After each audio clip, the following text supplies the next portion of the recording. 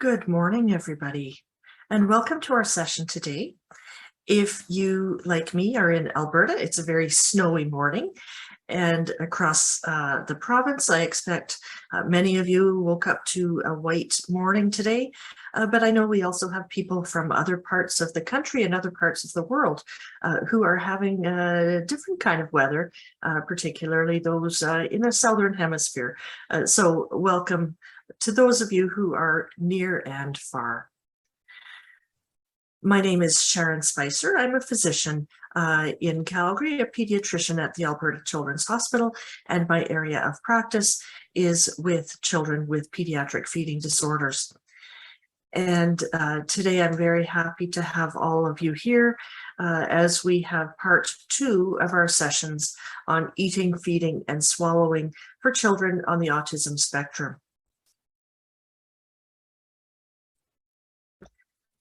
I would like to acknowledge the land on which we live and work. Here in Alberta, we acknowledge that what we call Alberta is the land of Treaties 6, 7, and 8. We are living and working on the traditional and ancestral territory of many peoples. We acknowledge the many First Nations, Métis settlements, and Inuit who have lived in and cared for these lands for generations.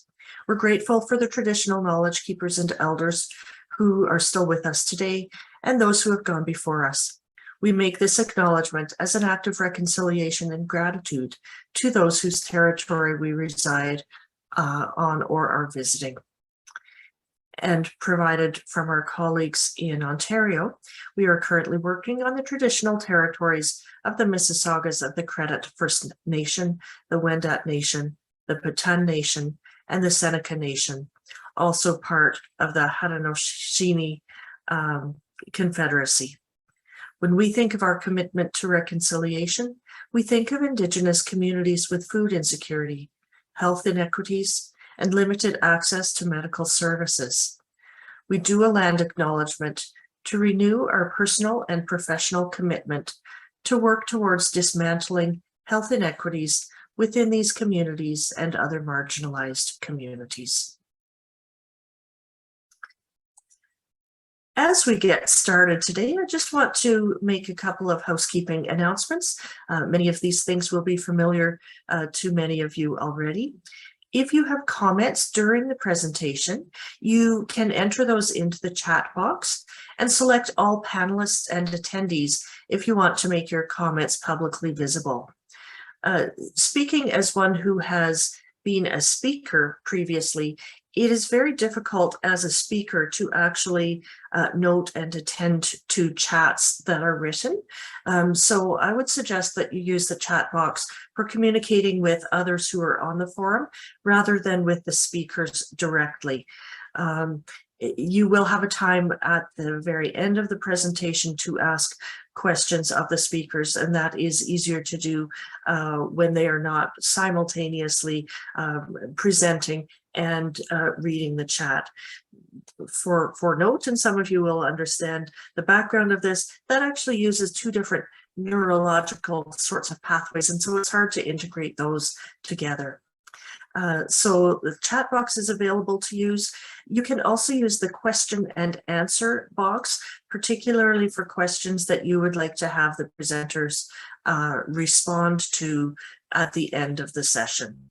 You'll also have the opportunity to raise your hand to ask your questions verbally if you prefer that. So the format of our session will be a presentation for about 50 minutes, and then a time of question and answer before we wrap up the formal part of our presentation. And then we'll have a 30-minute more informal session called the Percolator time, where participants can ask more questions and we can have more of a dialogue type of a conversation. So that's the way that we have the day planned today and how you can interact with us. Many of you will wish to have a certificate of attendance for your professional development and education documentation. If that is the case, please email us at peas.project@ahs.ca to request a certificate of attendance, and we would be happy to provide that to you. Before we get into the presentation today, I just want to give a bit of a background on the PEAS project.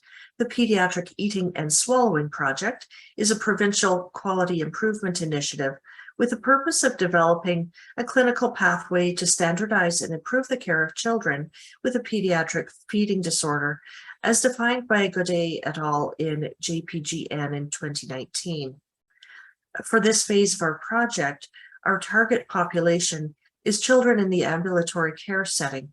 So we focused many of our resources on outpatient and community care, but they can very easily be applied and adapted for other settings, such as acute care as well.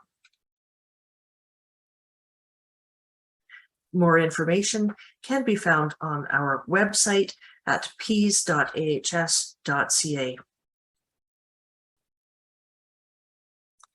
And now I'm very excited to turn over to our presentation for today, which, as many of you know, is part 2 of this 2-part series. Last week, we met together, and if you weren't able to join us, you can access that talk at the PEAS website.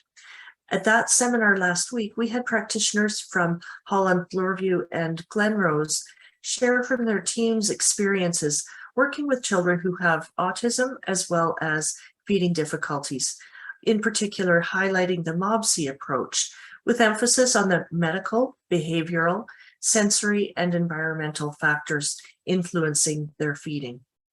The focus of the workshops both last week and today is on the population of children with autism, but we came to understand that the approach outlined by MOBSE can also be applied more broadly. And we'll review that acronym and its components later today. As we organized the presentations, we were very intentional about representing an interdisciplinary team approach.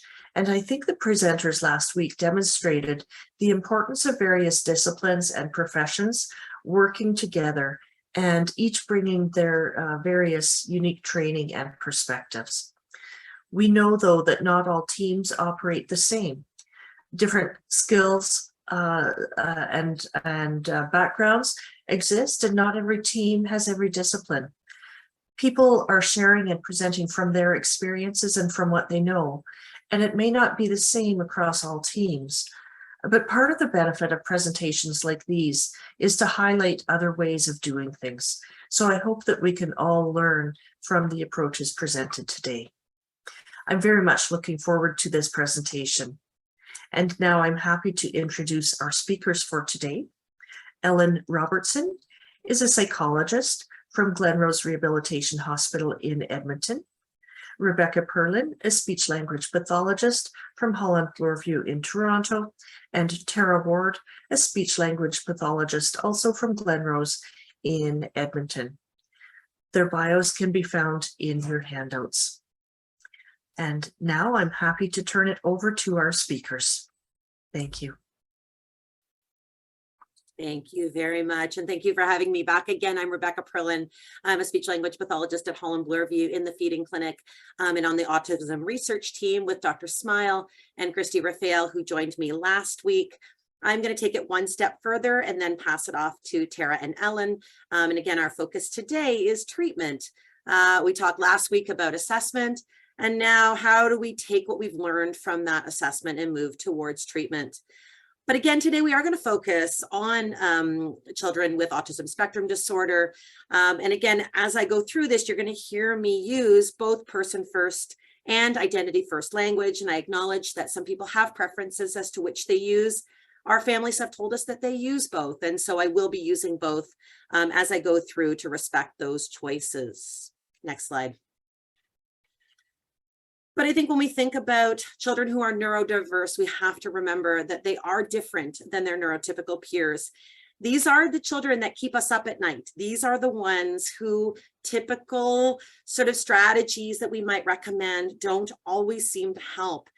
And they continue to struggle even with our best efforts. And so trying to give a few ideas today, and I'm going to talk, next slide, based on our MOBSE framework. And I talked about this a little bit last week. where we look at doing a good assessment using all these different parts and then targeting our treatment based on where we see some of the major concerns. And as I go through, I'm going to talk under each of these bubbles about different treatments that are out there, various options on where they fall in our framework. I'm not endorsing any particular treatment or therapy, but I wanted to give some ideas of what's out there and sort of things to think about as a clinician, whether you're by yourself, whether you're part of a group, when you're making choices moving forward. Next slide. So the first one, again, medical and nutrition-based treatments. We talked last week about how important it is to start off with these and make sure that we're addressing these things before we even start with our treatment. But I think it's important as a clinician, I'm not the one that's recommending the treatments here, but it's so important. Will they take it? How will they get it in? I think is so important for us as we're thinking about these things. So it's not just what to prescribe, but how will the family move forward with it? Example I'll give, we would love to be able to give something natural, perhaps like prunes for constipation, but if a child won't eat it, it makes it really, really hard for families to move forward. And we might need to think about what other options are there. Or for something like a nutritional supplement, the example I'll give is something like Pediatric. There may be a role for that moving forward to allow us to maybe meet some of our goals. But how do they get it in? And what support might we need to give a family in order to move forward with that? And we might need to use other strategies, even just to start with that as a goal. Next slide.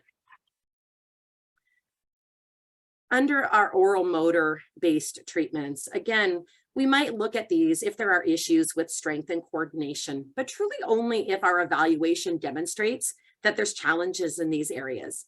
And we want to make sure that if we work on these skills, that we will make a functional change in their eating. The challenge is there's little published evidence about which therapies are best for which children, and a combination is likely best. If there was one easy and effective therapy, we'd all be doing it, but there isn't. And we may have people that specialize in different things, but ultimately we might need more than one therapy to find the best fit. These therapies take time. They take investment from caregivers and a whole lot of hard work. And so it's important that we recognize that when we're thinking about this for children who are really struggling moving forward with eating. Next slide. I'm going to talk about sensory-based first before I move to behavior-based. But again, often if a family hears that a child has a sensory issue, they seek therapy.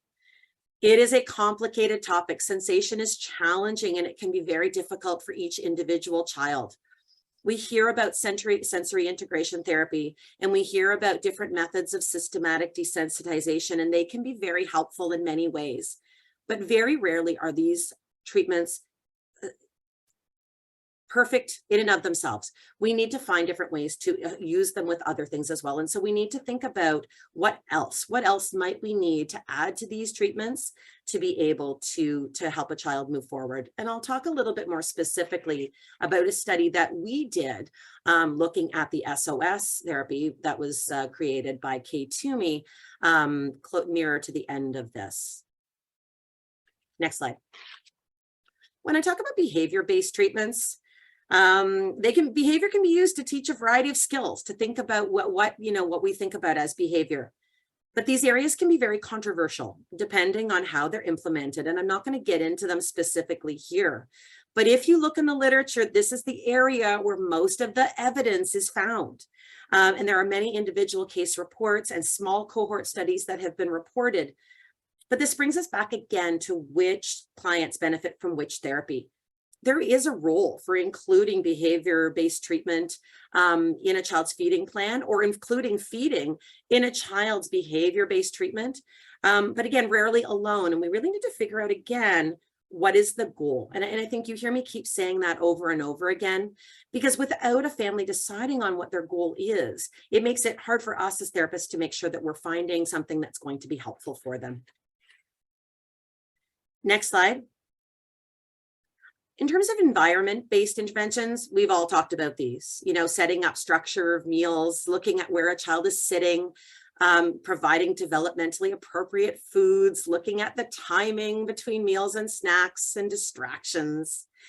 but all families are really different. And I think we have to be very mindful that if we are suggesting something that is not fitting with their values or not fitting with the way that their family works, the follow through is likely going to be very, very challenging. We would love for them to do things a certain way, but we need to be much more mindful, I think, of the guidance that we give families and making sure that what we've given them is doable and that we can work together.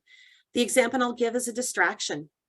We'll often say that things like tablets and TV and things like that are challenging, and then they are, but it isn't always a bad thing. And there are definitely ways that we can incorporate those, again, if we know what the goal is. It might be bringing an iPad in at the beginning of a meal to get things going, or it might be at the end of a meal to finish off. But again, the buy-in and the success that we might have may be a lot higher if we can work together and come up with something that's going to work for that particular child and family. Next slide. Caregiver-based interventions. Again, we know that best practice includes training parents to incorporate, or parents and caregivers to incorporate strategies in a child's natural environment. But yet we have very little evidence on the best way to do this. And so we sort of just have to work with what we know and how we move forward. For example, and I'll put the information on these particular studies that were done.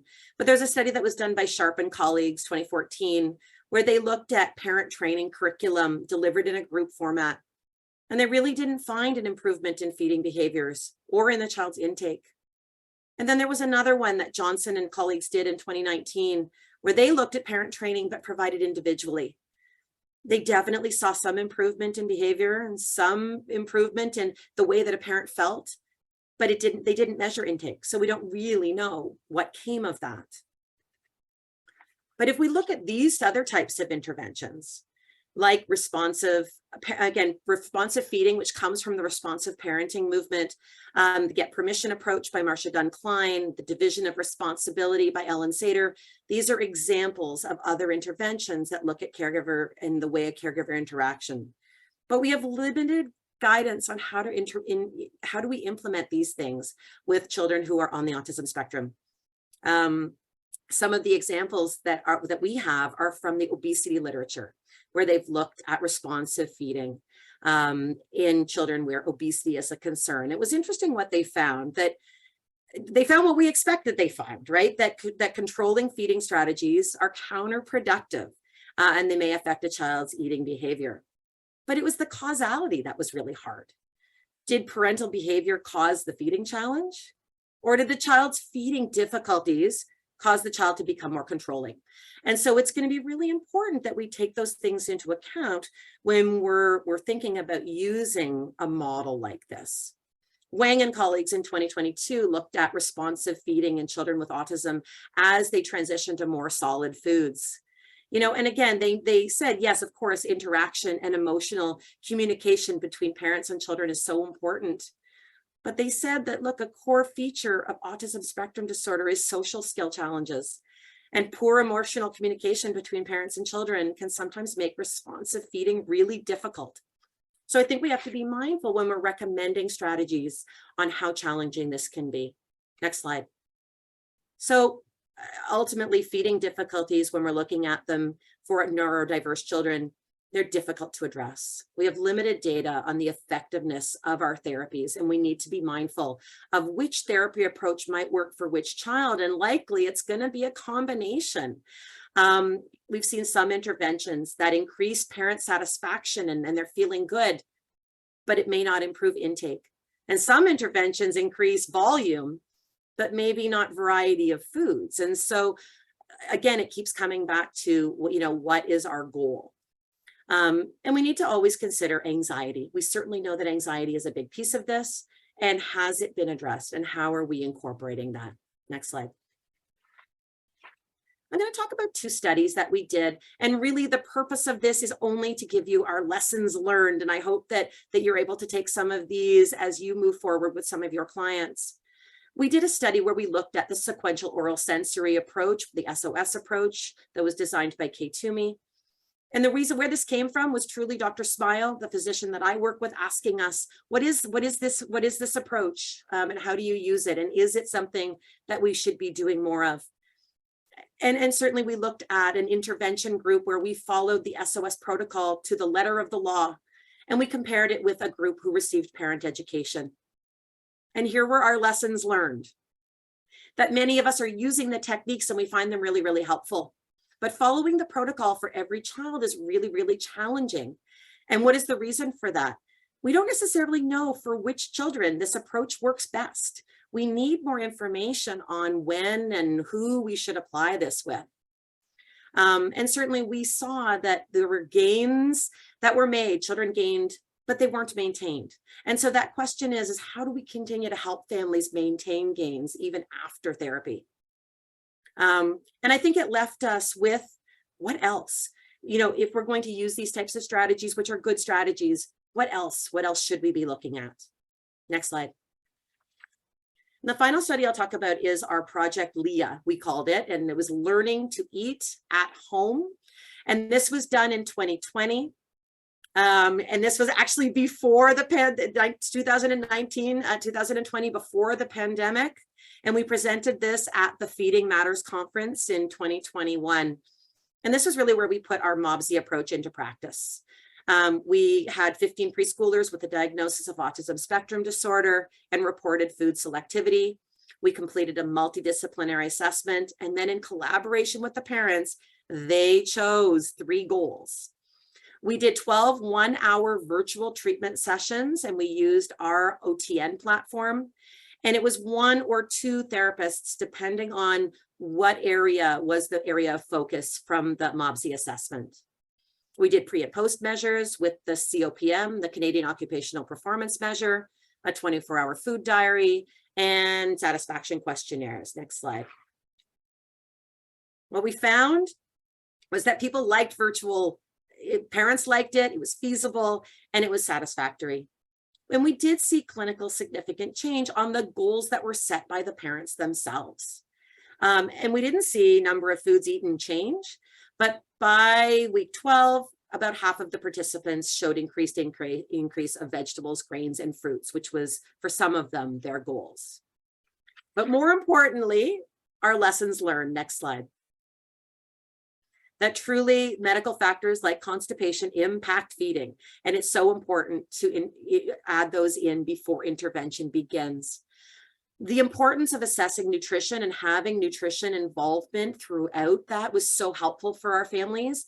They really felt more comfortable implementing some of these strategies, knowing that someone was keeping an eye, not hands-on, but at a distance, keeping an eye on nutrition and hydration status, and had taught them a few things about how to monitor that.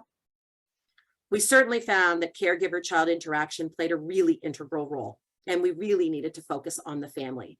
And that the child's primary feeder has to play an active role.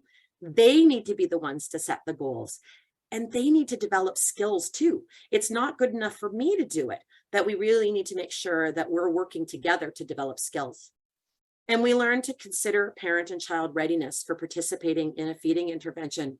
We had one family in that study where they came in and told everybody that feeding was their big goal. But as we went on, it turned out that they really needed more parenting guidance, and that they were still grieving the diagnosis, and they were struggling with guilt and attachment, and feeding was really not the first thing. So what prerequisite interventions should we consider before we make feeding a goal? Behavior expertise on the multidisciplinary team is critical, and they were really helpful for us on all of the goals that the family set. And I think we learned a lot about flexibility. One family came in and told us that the goal was to make mealtime easier. It was to make it more pleasant.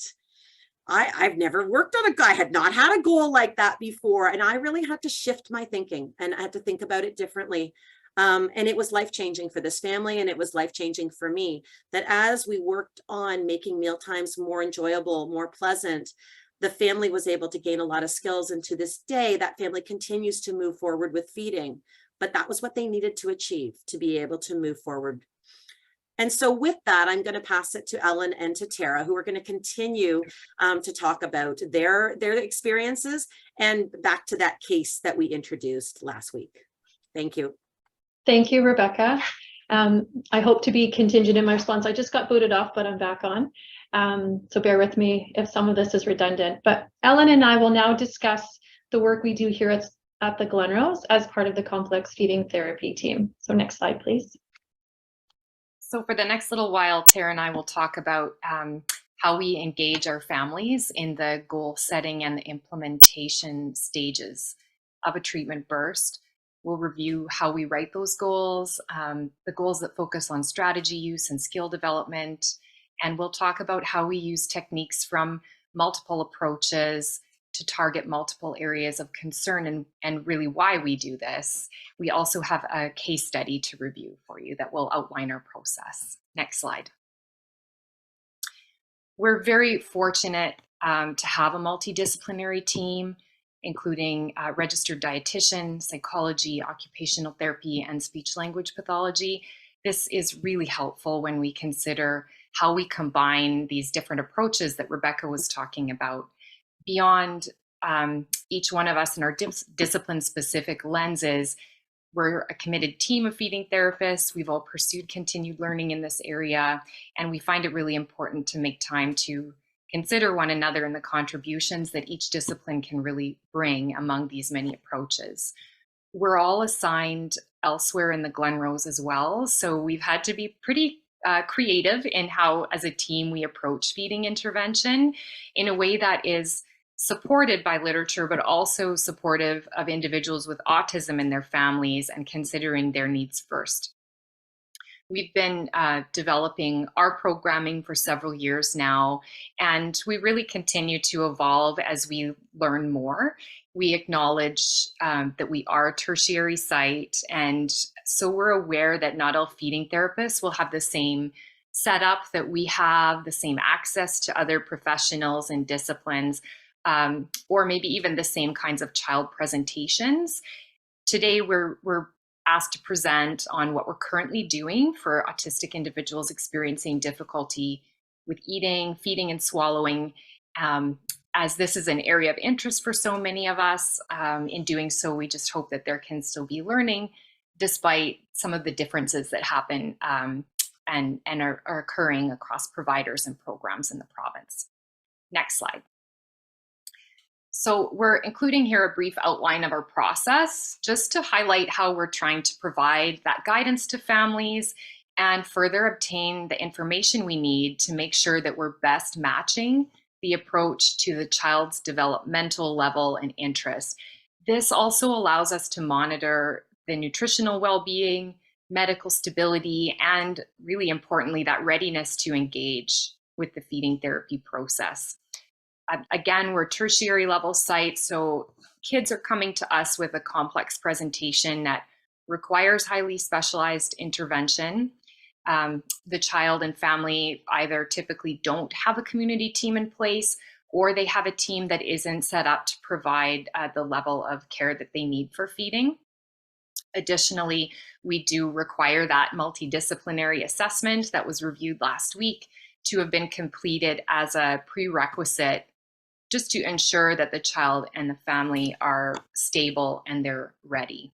So we'll take some time now to go over each of the steps in our pathway to care through intake, that goal setting session, and then through to active treatment. Next slide.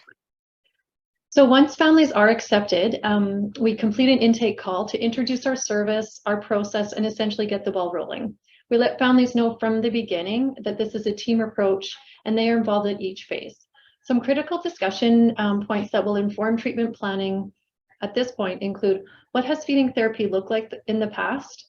What has worked well and what has been challenging? What, if anything, does your child enjoy eating or drinking? Are they curious about any foods? What is your child's preferred activities? What are they good at? What causes a negative reaction or meltdown for your child, and how is that best managed? And then what does mealtime mean for your child? And then additionally, what does a meal look like for your family? During this intake call, we've encouraged families to think about what they would like to work on in therapy. And that invitation also includes bringing forth concerns and stressors. We discuss these and potential barriers so we can actively plan through them together. At the end of the intake call, families are sent 2 documents to fill out before we progress to the goal setting session. The first is a food preference sheet. It's a simple list of 3 columns. The first is just a list of the foods the child currently accepts. The second column is a list of foods that the child used to eat but doesn't anymore. These drop foods can give us information about motor skills beyond the current diet and some intel about potential foods to try within our sessions. And the final column is a list of common family meals. This gives us information about highly accessed foods for the families, and it tells us what foods the child could be exposed to consistently, and then further ensures that the food choices we make are culturally and financially appropriate to that family. The second document we send out at the end of intake is the Behavioral Feeding Pediatric Assessment Scale. This is a parent report measure regarding child and family mealtime behaviors and stress. The information we get from these 2 documents allow our team to be better prepared for considerations within the goal setting and treatment planning session. Next slide, please. So the goal setting is completed with the full team, and each discipline participates in the discussion and planning.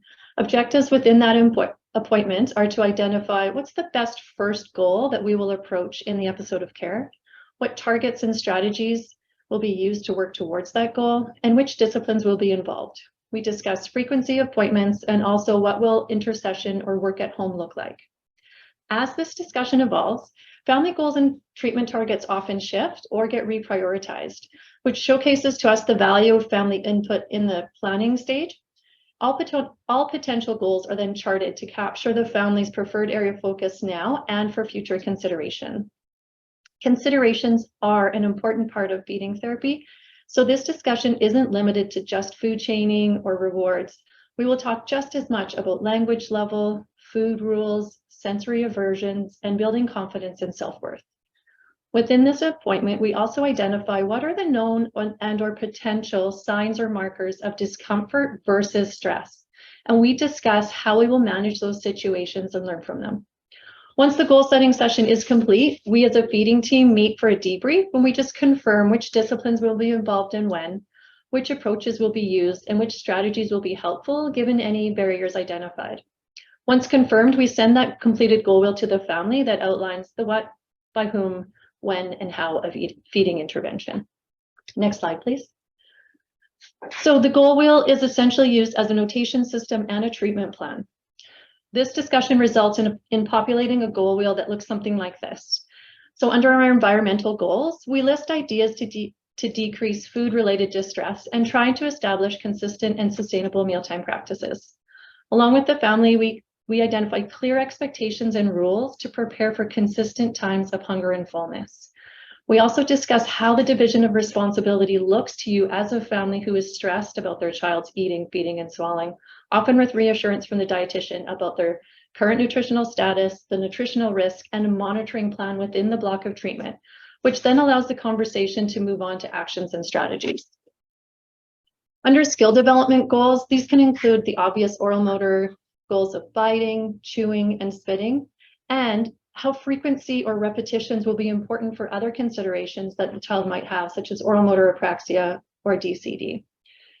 But this section also includes our language goals, and as we consider the pace and presentation using visuals and verbals or combined, and we facilitate opportunities to pre-teach those vocabulary when possible. And we can pair this with the sensory work when needed, and we do use hierarchies to facilitate the monitoring of this. The interoceptive goals that we see most often are tied in with the hunger and fullness that comes with established mealtimes and routines. And again, that is always paired with our language learning considerations. And finally, our behavior, stress, and regulation sections are where we like to list specific strategies or tools that will be used to target the behaviors that are interfering with sustainable mealtimes and therapy. And now Ellen will talk about active treatment.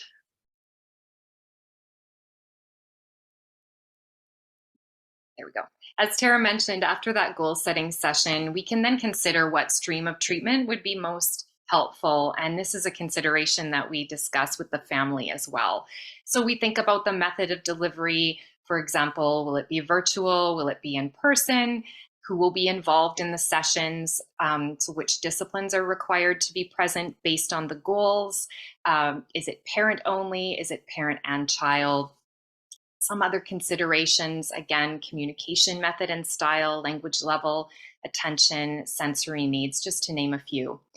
For that individual treatment, at the Glenrose, this is delivered in episodes of care. This is a block of treatment where we focus on one specific goal for 4 to 6 sessions typically, and then there's intersession work or homework assigned.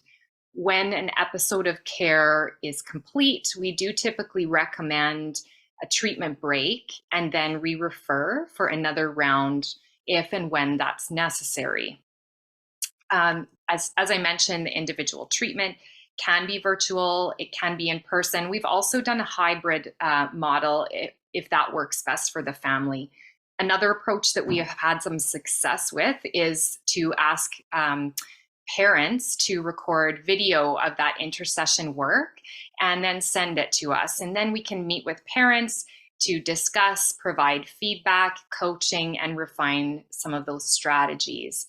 And this can work really well for children who have a lot of difficulty coming to the site and also may have difficulty engaging through virtual care. We're currently offering a group treatment as well. This was based on a protocol developed by Doctors Catherine Dalsgaard and Jessica Bodie, co-founders of the Picky Eaters Clinic at the Children's Hospital of Philadelphia. This is a parent-only group where parents join and learn strategies to support an exposure program implemented in the home. This group is delivered entirely virtually, and we offer it in 6 sessions over an 8-week period. I will talk a little bit more about the group in a bit more detail shortly. Next slide, thank you. So as we have learned to work together and have been exposed to the research from other disciplines, we've become more willing to explore how to work with tenants from different approaches. And in doing so, we believe our practice is now better informed by the goal, the child, and the family presentation. So when we look at treatment, the goals could be one of many from several categories: skill development, flexible thinking, sustainable mealtime practices, expanding diet variety and volume of food consumed, interoceptive targets, or nutritional goals. We should mention that while we do stay away from food-specific goals, there are some instances that our goals are very specific, and that's primarily when there are nutritional priorities, such as the need for a multivitamin, the need to introduce or transition to a more appropriate supplement, or swallowing medication, such as anti-seizure medication.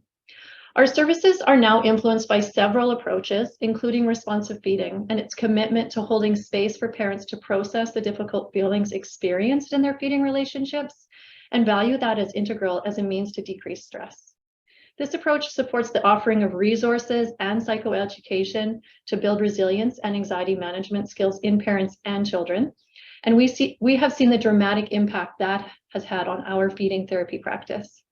While building skill, responsive feeding prioritizes the feeding relationship and focuses on the development of autonomy and discovery of internal cues, which can be the sticking point for some of the more complex presentation of children we see and for some children with autism spectrum disorder.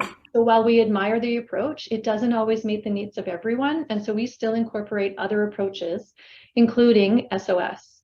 While we know the evidence isn't there for SOS to exist on its own, we still see the value in the foundational work with sequencing and hierarchical exposure for sensory and motor skill development, as well as anxiety reduction. Another approach that is of interest to us right now is the Positive Eating Program by Teresa Boggs from East Tennessee State University. And while this approach currently meets ASHA evidence criteria, it's not yet peer-reviewed, so we're just reading about it and exploring it. We do know it's designed for a neurodiverse population, and it has 4 phases, from food awareness to sensory exploration, and then transitions into structured hierarchies in food trials, and it does use rewards. While we're interested to learn more, we do know, however, that it exists within a specialized environment that may be difficult to replicate in the public health care system in which we work. Ellen will now review some key points from psychology-based treatments.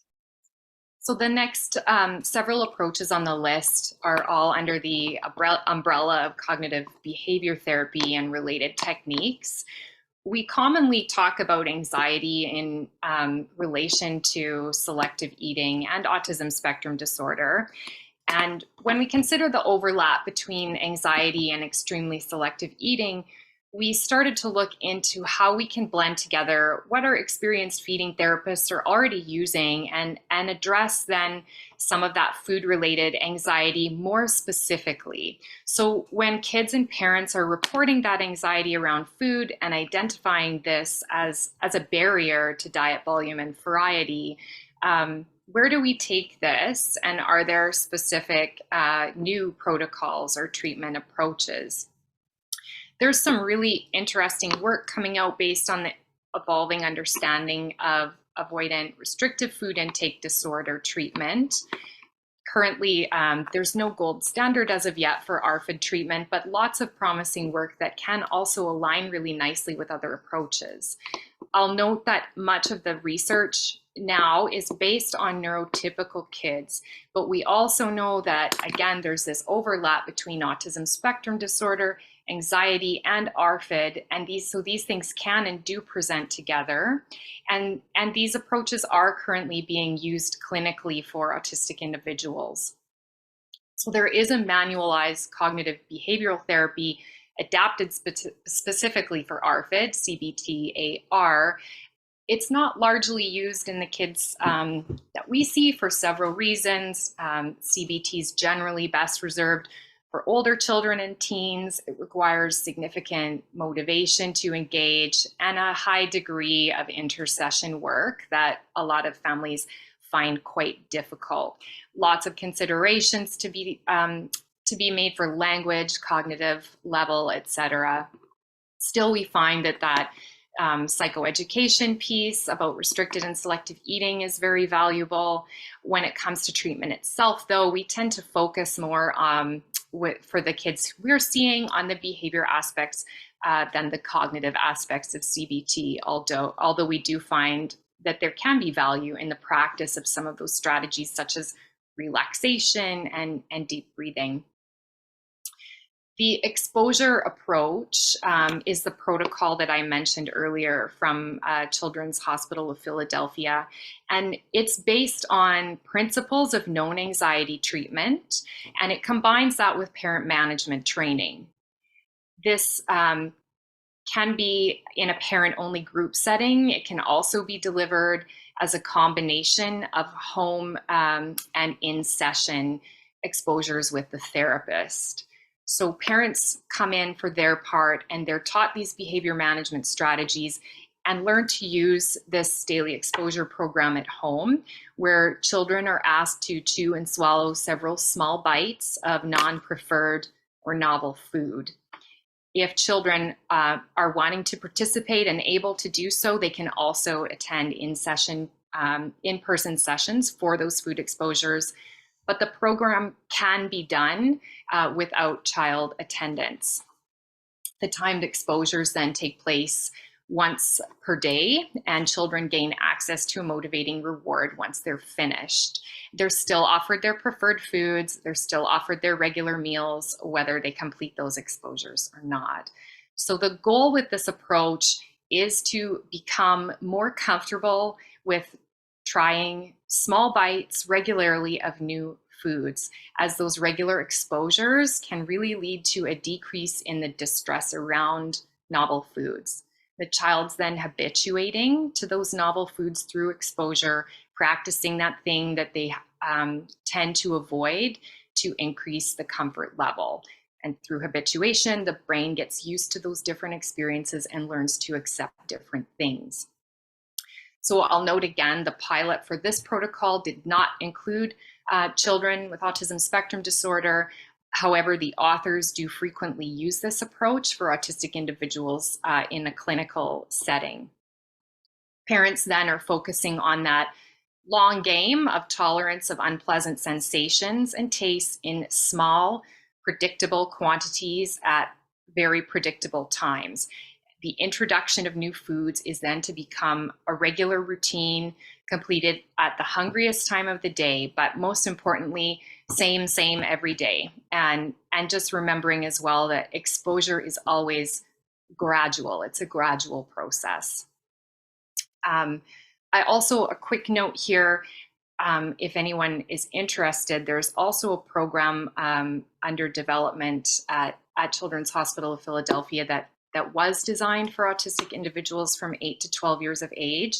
It's called Buffet or Building Up Food Flexibility and Exposure Treatment. This is a 14-week group. We're not using it currently at the Glenrose. The manual has not yet been released, but this is a 14-week group that involves parent only, child only, as well as a parent-child dyad session, teaching CBT strategies for decreasing anxiety, increasing food-related flexibility, and then there's also an in-session exposure component. So we do hope to learn more about this approach in the future. We have parent coaching on here as a last point. This is something that typically supplements all of our child treatment, but it also can be really helpful as a standalone method when the child isn't able to participate. We're pretty flexible of what this looks like, and it really depends on family goals. We tend to focus on a few key areas when we're working with parents only. Usually it's increasing that food-related flexibility and again, a reduction in anxiety related to food. So through doing that, we ask parents to focus on how we might reduce food-related family stress, and we work together to build strategies for that. How to respond more supportively to their child's distress, and then how to gradually reduce some accommodations that they might be making for the restricted and selective eating. So this approach is based on something called SPACE, or Supportive Parenting for Anxious Childhood Emotions, which has also been adapted for ARFID. And the idea is that accommodations are almost universally present, and higher levels of accommodation are associated with more severe symptoms and a greater burden on parents. And there is, again, currently a pilot study underway for this form of treatment that is specific to autistic individuals. Next slide, please.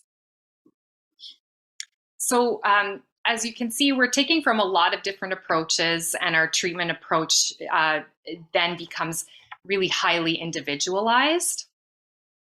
In tailoring treatment for families, we'll just go through a few things that we've learned together over the last few years. And the first is that virtual service works really well for feeding in our experience. Some of the great benefits are having the family be in the comfort of their own home, using familiar family foods, things that they have on hand. It's can be quite convenient for parents, not having to worry about time away from work, cost of driving in public transportation and parking at the hospital. And then for children as well, for children who have difficulty transitioning into a new environment, from breaking their daily routine, masking requirements in the hospital are an issue for a number of our kids as well. So this approach helps really to sidestep some of those challenges. And connected to very closely to the effectiveness of that virtual treatment is the effectiveness of parent-led intervention. So we know that skill transfer can be a challenge with feeding treatment. We commonly hear from parents when they come in with their children to do sessions that their children eat well in the clinical environment. When they get home, it's not quite so easy for them to have them participate and do that intercession work. So it's really nice to be able to coach parents through this virtually, where parents are really taking a very active role, and Rebecca mentioned how important this is as well. So we do find that it's a great setup for skill transfer. Tara, I'll turn it over to you now. Another aha moment was sustainable practices in mealtimes. Looking at the best first goal is like building a foundation. We have often seen how families have gotten stuck, and so helping them transition their mealtimes into something that is consistent with less stress is a game changer. The benefit of having established hunger and fullness at predictable times cannot be underrated. The benefit of respecting the division of responsibility cannot be underrated. The benefit of having a family meal cannot be underrated, and these exist as incredible first goals and foundations to build upon. Okay, so what else? In feeding therapy, I was getting stuck. I was asking families to stay the course and wait. They'll do it when they're ready. They'll do it when they feel safe. They'll do it when they feel hungry, always waiting for the internal motivation to kick in. For some families, responsive feeding is phenomenal. But for some children, hunger, curiosity, competence with eating isn't yet developed, but ongoing family stress is. And it's exacerbated when I'm like, just wait, the stress goes up. And so with exposure to training for RFID, which explores motivation, and explain that for some children, there is no internal motivation, it opened up a new avenue of thought for us. What if we use external motivators? So now we treat each family specifically. We listen, and our planning becomes highly tailored to the individual in the environment they're in now. And even as we progress through the blocks of treatment, we can adjust the approaches as needed. Next slide, please. So now back to Emile, the case study that was started last week. Emile was referred to the complex feeding therapy team in September 2021. At intake, it was noted that he was referred because of a restricted diet, and his parents' concerns were related to dropping of foods and, quote, therapy wasn't working. He could food play all day. He wasn't stressed by it, but it never translated into any true bites. Of note was a dental surgery in between the assessment and the treatment, which made me hopeful from an oral sensory standpoint that perhaps any intraoral exploration he does incidentally or even with known foods would be less painful for him and increase his ability to trust that food are safe, that new foods could be safe. Family mealtimes at this point consisted of offering a preferred with a non-preferred, but also included the prompts of, do you want to try it? And family expressed frustration that there was no change thus far. Mom identified her stressors was, I am done with food play, and Emile does well with the use of rewards in other areas. So next slide, please. So here is Emile's goal wheel. We met as a team and decided we wanted in-person visits to set up structured and predictable trials that incorporated the use of a contingent reward. I should say for Emile, we did create a describing chart, which allowed the development of language for food awareness and exposures, both visually and verbally. Our environmental goals were to transition away from the prompts at mealtimes and work toward mealtime peace and natural non-food conversations. And we did also discuss some food jagging prevention strategies and noted that we would incorporate some food chaining into our in-session work. There was a concern at this time from the family about an abrupt sleep disruption, and they wanted support with that, but by the time we saw him for her first session 2 weeks later, it was no longer an issue. Next slide, please. So Emile's intervention in individual sessions spanned several months, and that was due to illness and pandemic redeployment, so it was a little bit atypical. But I am going to address the goals here and some things that we worked on. So addressing the establishment of contingency of tasks with visuals and the use of reward.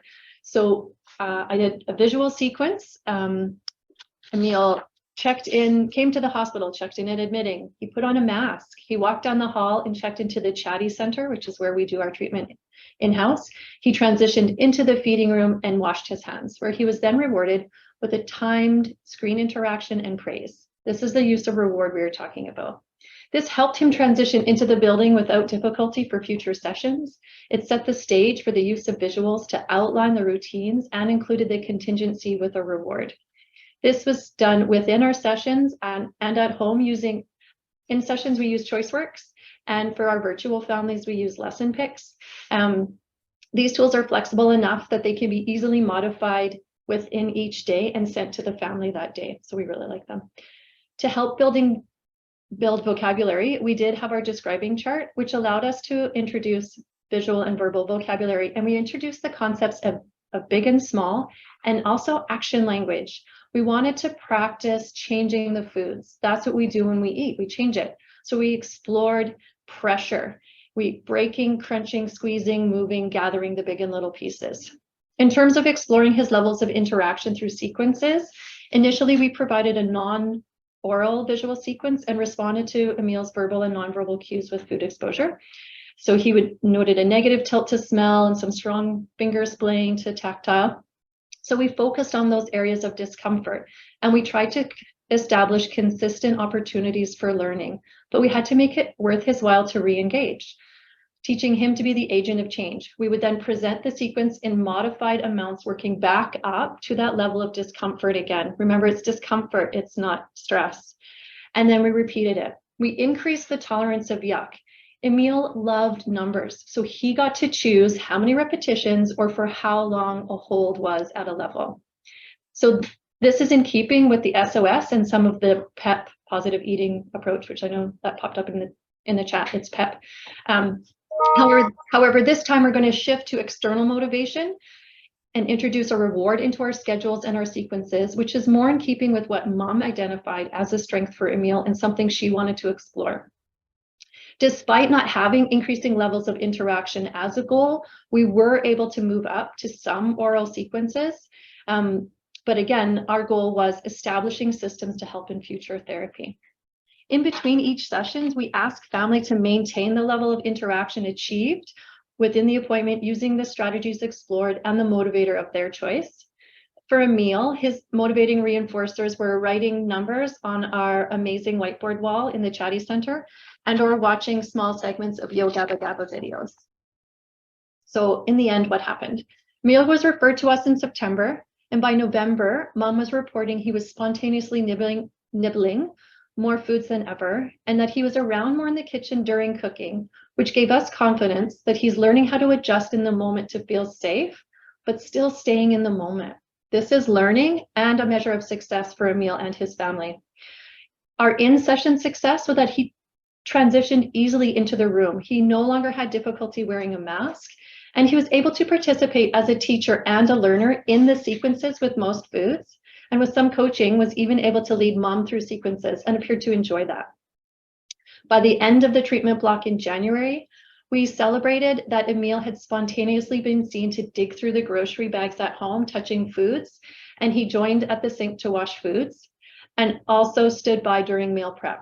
As these natural interactions allow for family food time in positive ways to expand beyond the meal times that were neutralized, we discussed this kitchen helper role as a nice way to continue to have exposures during the recommended break. We also discussed what is the next best step for this family. What would the family want? Another round of individual, now that there was some curiosity established and some sequences, or would they like to explore the group treatment option? Next slide, and over to Ellen. So Emil's parents wish to join the parent-led exposure group. And I'll just note that for any child, including an autistic person, there are considerations. We take the original protocol and we make some modifications to reflect the person's need, respect their communication style, and also address some parent expectations as well. So for example, we would consider sensory needs with food. And when we look at gradual exposure, we use chaining and previously dropped foods, for example, to ensure success in the beginning. The exposure process is always gradual, and we use these kinds of antecedent strategies to start with the less challenging targets. Then we can move up that ladder as tolerance allows. But I do want to note that as well, that the idea with this is tolerance. It's not complete comfort. So we're helping kids to learn to sit with that discomfort so that it can subside. And they have to get there by doing some of the hard things. So the next thing to really consider is what kind of a reinforcer are you using and how motivating is that reinforcer? Kids can do these hard things. We need to make it worth their while. So considering then the child's understanding of the process itself. We might need to use visual aids. We might need to be able to provide that reinforcer really immediately as soon as the exposures are complete. We need to think about how much access to the reinforcer needs to be limited prior to exposure, because we really want to make sure that that motivation is high when we start the exposure activity. For some kids, for example, if they want screen time, if that's their really big thing that motivates them, screen time might need to be limited for several hours prior to the exposure. For other kids, a short time will do. And in Emil's case, it was only about 30 minutes. And then he was really, really excited to have his screen again and to watch play his favorite game. Timing of the exposure activities is also really important. So this can really be, again, whatever works for the family. And we have done it in different ways. Typically, from the original protocol, this is recommended at the beginning of a meal, but it doesn't have to be. The ultimate goal, remember, is to become comfortable with taking small bites of new or unfamiliar things. And the idea here is to make it a mundane, everyday part of the task, part of the routine, same every day. So when we think about that timing, then a couple of other things to consider. Perhaps the child depends on screen time after school, and maybe this is the time that the family really needs them to access their screen as well, just when we're getting home and having the rush at the end of the day. So that exposure might need to happen right when they're getting home. We also need to think about timing for, when are the parents going to be able to support their child? The parent management and the behavior management strategies are really important. Like, we would never do the exposure without those. So the parents need to be able to be comfortable, they need to be present and have the resources to be able to do that and to support each other in a two-parent household as well. In Emil's case, the family joined the group. Group starts out with an introduction, psychoeducation, discussion of the behavior principles that will be taught. Parents can then participate in discussion and share their experiences, but we really don't encourage them to start using those exposure techniques until they are quite comfortable with the behavior strategies. We also talk a lot and blend in a lot of mealtime hygiene strategies, and we talk about how to choose really motivating reinforcers and tease out what might work the best. When they joined the group, Emil's parents were reporting that he was still getting really stuck with food exploration. They were finding that he didn't want to go beyond that stage. After months of practice, he was still refusing any new foods instantly, even without the expectation for him to eat. But he was still expressing some curiosity. They observed texture sensitivity and noted overall just that he was quite inflexible with food. As we continued in group, we worked together to identify foods for exposure, again, starting with some chaining, starting with foods that were previously accepted and were dropped. We identified the reinforcer. His motivation for his tablet was very high, and it was access to his preferred spelling game on the tablet, as he loves numbers and letters. The family continued in group and began to increase the range of foods offered with the challenge bites. They had lots of success with those challenge bites. It progressed to different kinds of protein, pasta, some things with sauces on them as well. There was some increase in behavior in the beginning, more like being silly or spitting water, some mild protesting, and Emil's parents found that it was very well managed with the behavior strategies and parent management strategies we were using. He started to become quite proud of himself after he had completed his bites. And I will also note importantly that this did not interfere with the progress that he had made up until this point. So there was no concern at any time about him continuing to eat his regular meals and participate in that food prep. And he continued to enjoy other forms of exposure, going grocery shopping, helping put food away, and choosing items in the store as well. When we finished the group, Emil was eating some more new foods, including pasta with a different kind of sauce. He was eating meatballs, small bits of shredded beef, and had also added peas in significant portions as a regularly accepted food. And that brings us to the end of our case study. And I believe we are just a few minutes over 11:30. So I think I'll turn it back to Vanessa now. Thanks so much, ladies. That was a wonderful presentation. Dr. Spicer just had to leave, but Melissa and I will be able to help coordinate the Q&A. Just before we do that, we want to just thank anyone who needs to head out. We will post the recording online along with handouts. You can reply back to us with, the feedback survey here in the link. And we just really appreciate everyone's time and attention today. And without any further ado, I'll just allow Melissa to introduce herself, and then we'll get into the percolator time.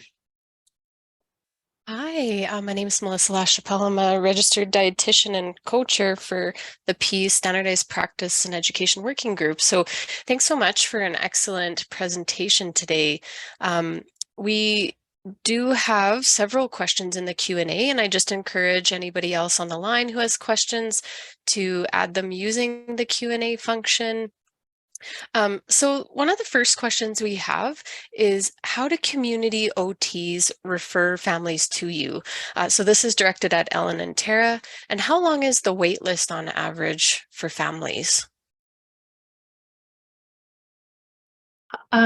So we are a program that exists in SROP, so Specialized Rehab Outpatient Program at the Glenrose.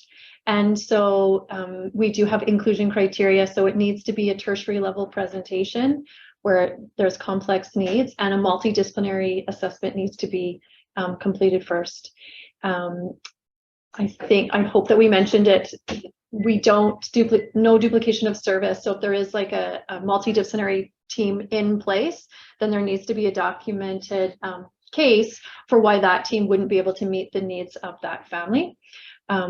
So that's my long answer. My short answer is go through the Glenrose Feeding and Swallowing Service first for a multidisciplinary assessment, because that needs to be completed by a dietitian as well as feeding therapists. And then that referral would come to SROP intake. Does that answer your question? Convoluted? So. Hopefully the person who placed that question, hopefully that offers some or insight. You can email me. Talk about it. Yeah, ultimately, I think it's a great opportunity that we have in Alberta to access the Glenrose and the services there. So thanks so much for sharing that insight and your experience today. And I apologize, I missed some of those earlier questions because I didn't see them here. That's okay. Can I just add? So our team is multidisciplinary. So there's our discipline counterparts too. Victoria Meisick is an occupational therapist that just came back from maternity leave. So we didn't sign her up to present. But if you have role specific questions or feeding therapist specific questions, you can send them to the SOP, the OT, the dietitian, who is Naomi Shep, but also Tanya Vandermeulen is our dietitian that's on maternity leave. So there's plenty of people to reach out to if you just want support and some guidance within your practice versus just also considering a referral. That's awesome. Thanks so much for opening the gate to that mentorship as well. That's really important. And I know it's been a tenet of the PEAS project, trying to make those connections between teams. So I'll just jump up to the Q&A part that I missed. So one of the questions we had was wondering where you get the strategies and tools for your behavior section on the goal wheel. Is this something that is available on the PEAS website, or could you share these resources? So we don't have a specific resource where we would get those strategies from. And it really depends on what the behavior concerns are for the child. For me, if the parent is needing stress and regulation resources, we would use some of that. As far as specific behavior when it comes to meal times, we use a lot of contingency management and differential reinforcement. So what do we pay attention to during mealtime, and what do we encourage parents to ignore during mealtime? We don't have a specific list of resources that we draw from, though.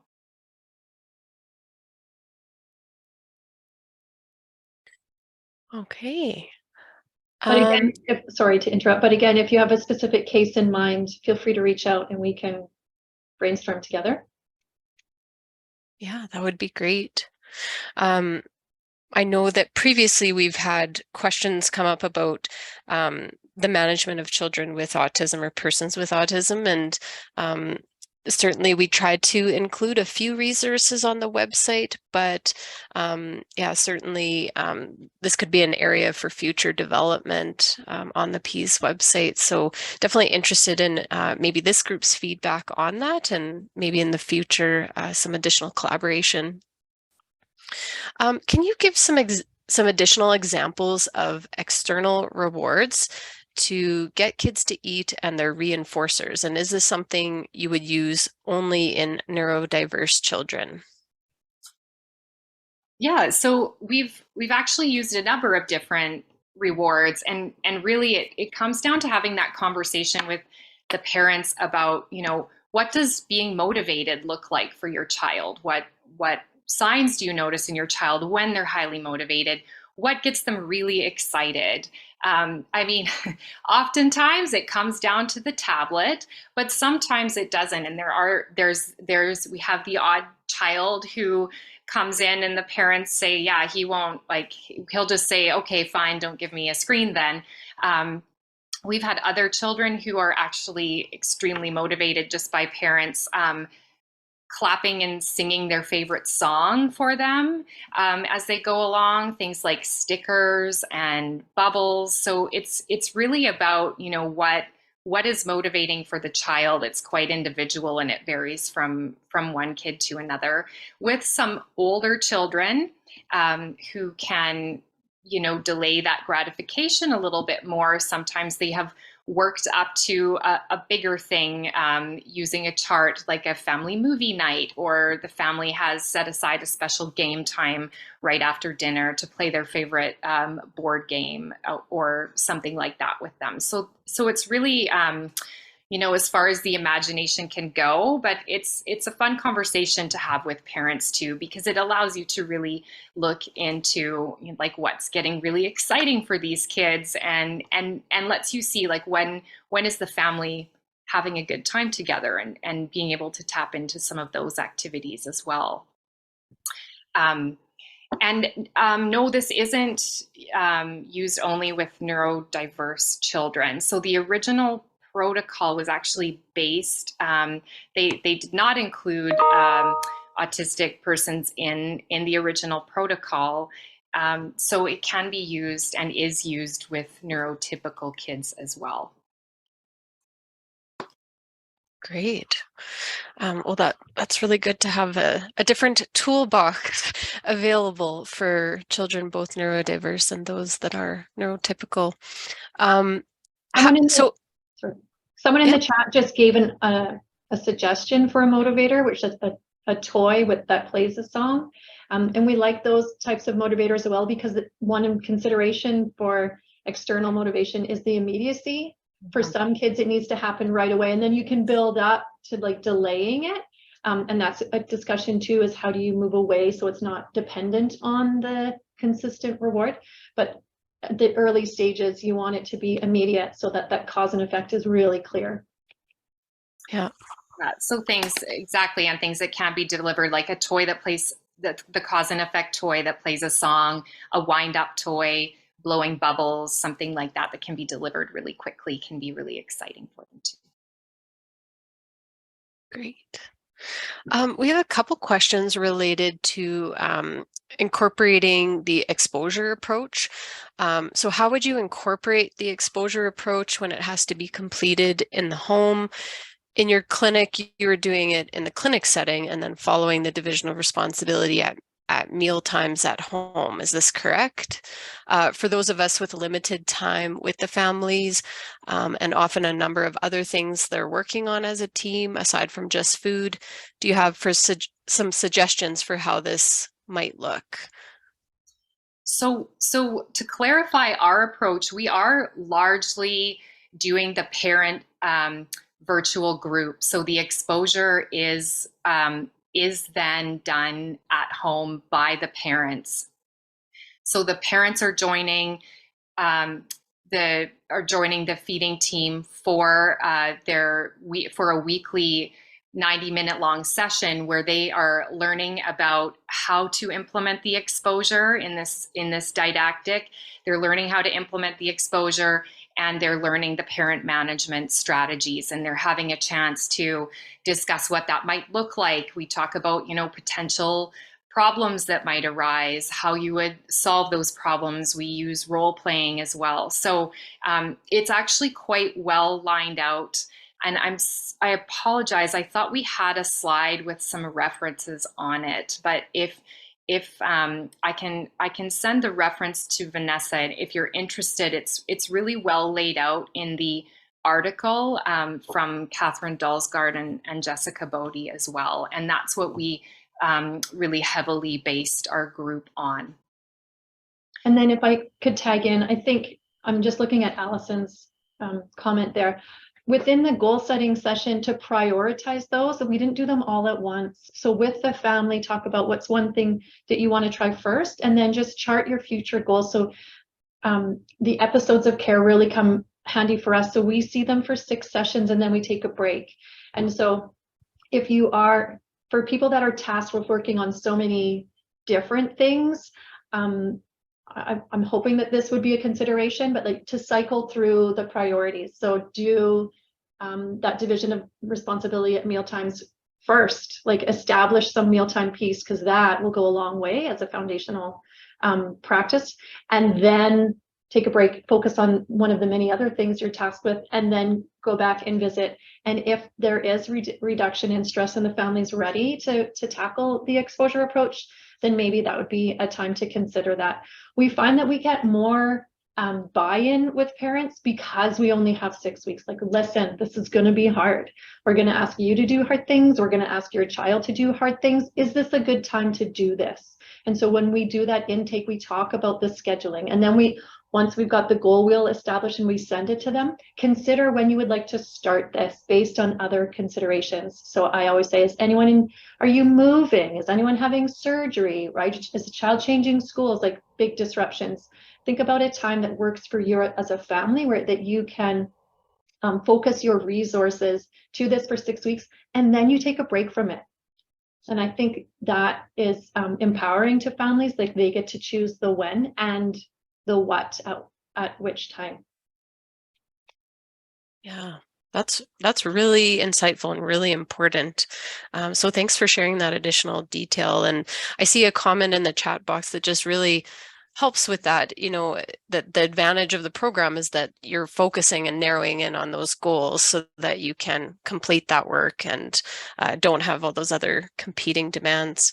When it gets to the practical application of the strategies, maybe by the family, one of the questions was, did Emil have to swallow the bites or just take bites of new foods and spit them out? So what did that look like? Yeah, so I'll just go through quickly the actual exposure setup itself. So children have 2 minutes to chew and swallow 2 to 4 small bites of a new food. So when I say small, I mean like the size of a thumbnail. So they have 2 minutes to do this. They have to chew and swallow the foods. Once the 2 minutes are up, the challenge food is removed, and we just move on and they have their regular meal. If they complete their bites within the 2 minutes, chewing and swallowing, then they access the reward or the motivator. And if they don't do it, they don't access the reward. We just go on to the rest of the regular meal. Okay, thanks for that additional detail. I think that offers some good clarity just on the practicalities of managing it so that it doesn't become overwhelming. And like I think the word used in the presentation was kind of mundane, like moving on and more neutral. A lot of those parent management strategies come into play as well. So we really want, the idea is that parents are Switzerland during this process. You know, you're not pressuring the child, you're not prompting them to eat the bites. They have this time to eat it, and it's ultimately their choice if they eat it or not. And there's no punishment involved if they're not eating it. And that includes like any kind of comment from the parent at all, really. So praise is offered if they do it, but again, it's just, oh, great job. And if they don't do it, you know what, we'll try again tomorrow. Let's have dinner now. And Awesome.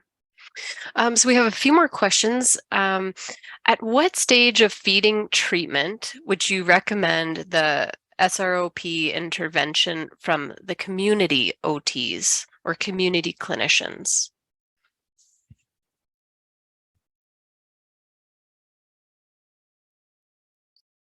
Sorry, I was reading the pop-up message at the same time. That's okay. At what stage of feeding treatment would you recommend the SROP intervention from the community OTs or the community practitioners? That's a really tough question, and it would be child specific, but I think if you feel like you're not, as a provider, if you're not able to manage what the child needs, then that's a good time. And okay. We have a few more questions. This one's for the Glenrose team as well. So what constitutes a complex profile for ASD?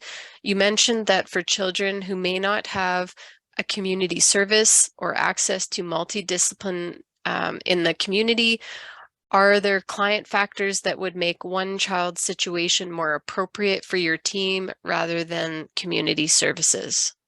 I think that because we are a tertiary site, SROP as a whole has a definition of what tertiary means. And so that's what we use when we say complex presentation, requiring multiple service providers. And I think that would be a factor. So a dietitian, we would not do this work without a dietitian. A family wouldn't buy into this without assurance that their child's nutritional risk is identified and being monitored. So if that is not available, then that is definitely one factor. If you're a sole provider, that is really hard. We are very fortunate to be feeding therapists with a psychology component to it. Victoria and I often talk about, you know, like we get to do the feeding therapy stuff that we've dreamed of because now there is someone to reflect on the behavior change and the behavior and as communication for parents and children and that stress monitoring. So yeah, I think when we say multidisciplinary, like we celebrate that wholly and truly. And I think if you don't have access to that, advocate for it if you can, but reach out to us if you need to. Don't know. Yeah. And on my little soapbox there, sorry. No, that really is something that the PEAS project has really tried to harness the power of that interdisciplinary team and how important each member of that team plays a role in that care for the families. And that's something the families have really asked for. So I think building that team wherever you can is really important, but also leveraging our existing teams where able. And so on that note as well, with such a great team in the Glenrose setting offering this type of service, I don't know if anybody on the call can answer this, whether Calgary actually has a similar type of program to what Glenrose is offering. Is there anybody on the call who might know that?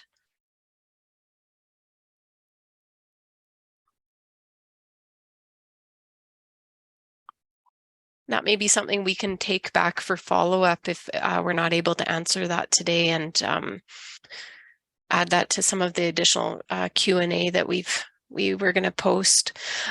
So I've just got time maybe for one more question, and then we'll add the rest to our posting, because I know we had some questions from the assessment section that required some follow-up as well.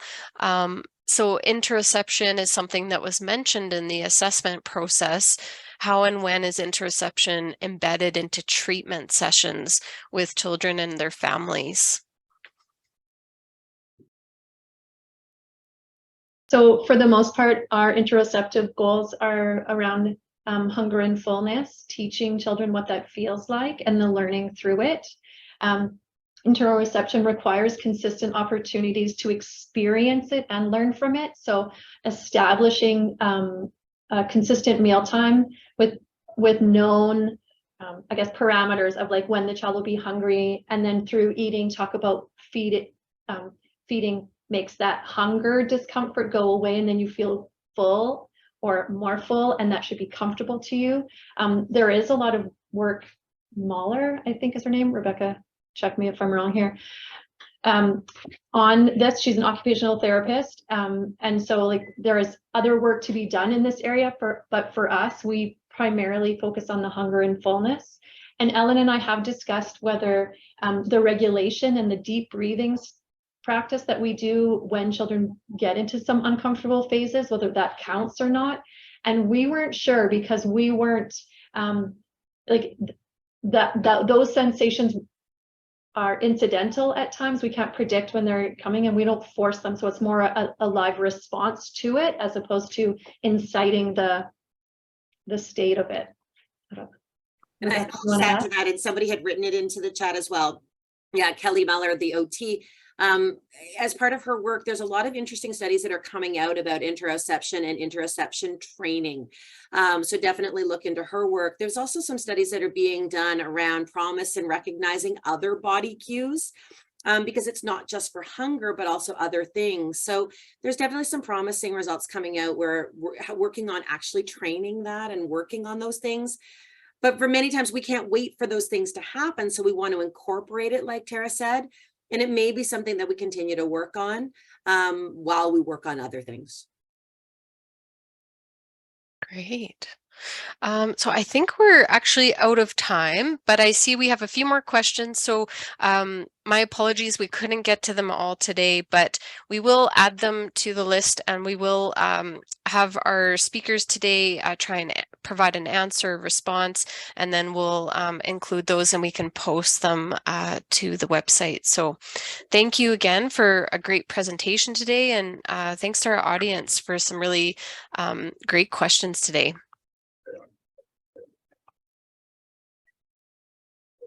I'll just mention that we also have a community of practice. If people would like to join, it's another way to stay connected with colleagues. And I'm just going to put the link in here for our feedback survey as well. Thanks so much to everybody, and especially to our speakers, for taking the time coordinating 2 presentations between 2 sites across the country. It's just incredible to have your expertise here today. Great job. Thank you, everyone. Thank you.